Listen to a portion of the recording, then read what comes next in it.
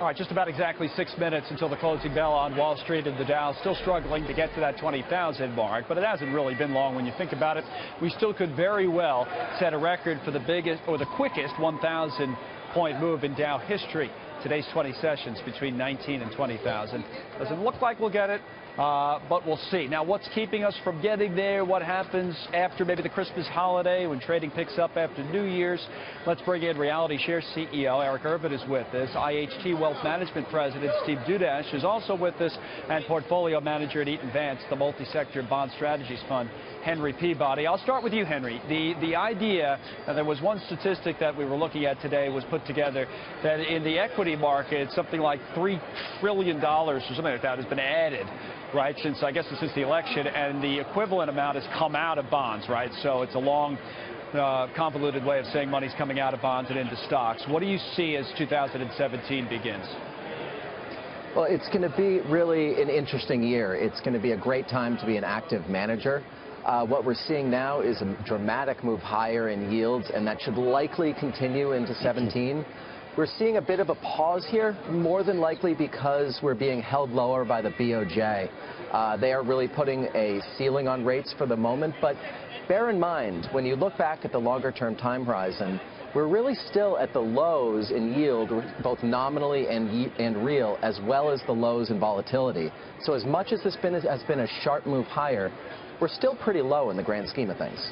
Well, Eric, let me go to you with Henry's point about a good time to be an active manager. Now, trust me, I understand when talking to guys on Wall Street that have an interest in being active managers. That's something that we've been told a lot. But maybe this is more true now than it is at other times. Do you agree with that? And tell us what you make of the environment.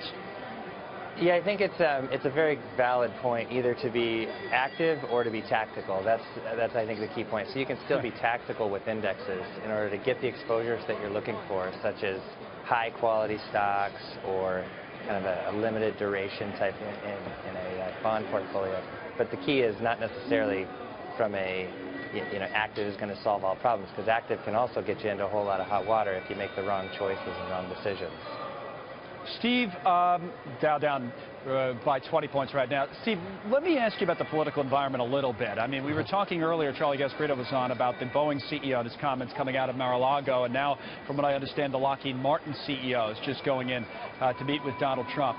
A lot of this rally, the underpinnings of it, have been this optimism that there is a new attitude towards business. At the same time, this president-elect has been confrontational again, in dealing with certain businesses. What do you make of it? Okay, so when we're dealing with our clients' money or we're on these kind of shows, we don't always say what's the most popular thing to say. In January, when energy prices were getting crushed, we were saying the math does not work for $25 a barrel oil. And we were right. It was the best sector you could be in. A couple months later, when the fear trade was big and everyone was saying buy gold, we were saying the math does not work. Gold should not be valued where it is, and it's been the worst sector you can be in. Unfortunately, what's going on right now, the math does not work. And I hope I'm wrong about this, but we owe a lot of money. Interest rates are going up. We're going to have to pay higher debt because of that.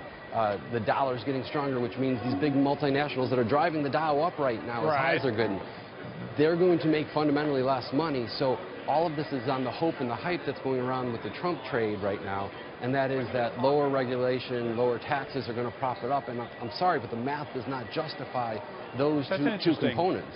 Let me bring it back to Henry, because that's interesting, because that does bring a kind of a counter to what a lot of people have been telling us on, Henry, the Trump trade, right? And this idea, as I said, that there is added optimism. Is it hope? Is it hype? How do you view what we've seen here since the election and what we might see next year? There's certainly some positives, and I think it's hard to argue that deregulation and lower taxes are generally positives. All that said, I agree with the prior guest in that the consensus has been reached entirely too quickly. We've had a year's worth of return in the equity markets in a month. Rates are far higher, and there's still a lot to be determined. We don't know exactly what policy will look like, when the rubber will hit the road, to the degree that what size it will be. And also, the point about the dollar is very well taken. The dollar is darn close to a high on a real effective exchange rate basis. So it's getting to the point where it's stretched, and any further, you start to get worried about dollar debt globally. And so these are some major concerns. Nobody wants to see the dollar much stronger which leaves a very fine line for a Trump-led Federal Reserve to walk. There you go, Eric. Those are the concerns, right? I mean, are they valid in your mind that maybe we are getting ahead of ourselves a little bit, and these moves in some asset classes, including currency, should be concerning? What's your take? Yeah, let's face it, corrections happen. Markets go up, but markets also come down. No market has gone up as a a straight line. So as we look at it, markets have to be fluid, and you have to think about them with fluidity. So from a fundamental perspective, I think the Trump policies, many of them are pro-business and very good to the bottom line of companies. We haven't seen a whole lot of earnings growth over the past couple of years. Now actually is time for that earnings growth to possibly come in. But then on the flip side, we have nearly 5 sectors that have really broken down in terms of added volatility and just price breakdowns. So Henry and Steve and Eric, thanks to all of you.